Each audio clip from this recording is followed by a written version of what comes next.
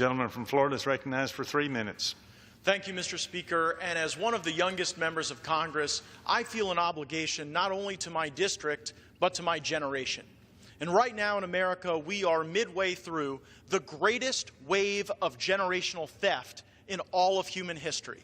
The budget offered by the Congressional Black Caucus takes the problems of Washington and makes all of them worse by doubling down on deficit spending and irresponsible financial decisions. Mr. Speaker, I tell my constituents I'm on two of the scariest committees in Congress, Armed Services and Budget. Because on the Armed Services Committee, I see every day that our adversaries are closing the capability gap. They're able to do more, while after 8 years of the Obama administration, our military has been left in shambles. This budget does nothing to rebuild the military. It leaves our troops on the battlefield without the tools they need to win, and it's absolutely shameful. Mr. Speaker, when we look at the budget today, we absolutely have a path of fiscal discipline. This budget, however, doesn't do that.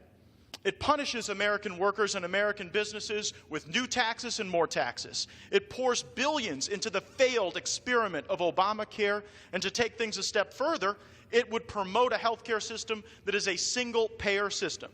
Not only will this bankrupt our nation, it will bankrupt hardworking Americans. How much would premiums go up under a state-run single-payer system? $1,000 a month? $2,000? And of course taxes would increase too. The same families in this system would see enormous challenges meeting their needs because they would be funding irresponsible spending in Washington. So beyond making our citizens sick and poor, this budget would gut our defense, weaken our military, and put more Americans in danger.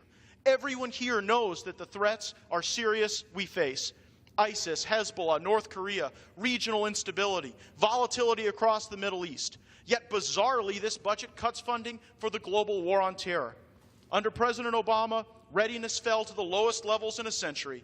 GDP growth sputtered. The quality of health care for the middle class got worse, and our debt skyrocketed. These are not policies we should repeat, and certainly not policies we should expand.